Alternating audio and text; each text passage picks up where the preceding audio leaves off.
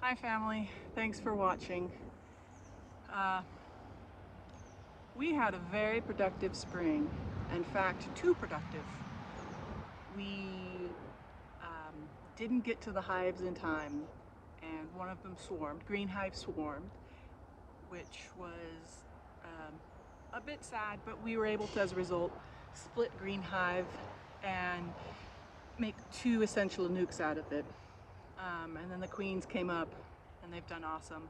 We also, yellow hive was quite prolific as well, coming out of spring, or I'm sorry, out of winter. And so we split yellow hive as well, and it still was our original queen. But then yellow hive started acting kind of funny, kind of erratic, and we treat all of our bees at the same time for mites.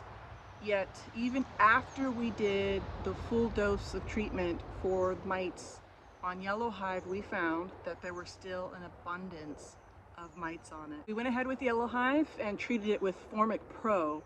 Now, because the spring was really super weird in the sense that it stayed cold for ages, there was a late frost, we thought we could sneak the Formic Pro in.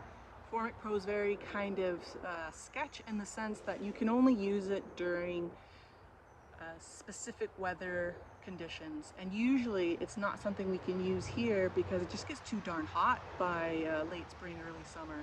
And the problem with Formic Pro is it's kind of damaging to your queen. And sure enough, after we did the full treatment, we didn't have a queen anymore, which was really gut-wrenching because we got her through winter. She was doing really great in early spring. Yellow hive is our flow hive, and the front screen is designed differently. Now, the problem with flow hive is it comes from Australia, and Australia doesn't have a mite problem the way that we do out here. So the front reducer doesn't block out the vaporizer mist, or whatever you want to call it, that we use to treat our bees with completely. And as a result, I don't think, even though we were doing the full dosing treatment, that it was effective with the design the way the box is. We tried to reach out to people to see if they had a spare queen. Well, unfortunately, it was just a weird year and there weren't a lot of abundance of that available in our area. We tried to take a resource frame from our green hive and they made queens from that, but for some reason the queen didn't take. We tried that again, it still didn't take. And so now we've kind of come to the conclusion that we're just gonna go ahead and let yellow hive die out. It's really, really horrible feeling, but it is what it is.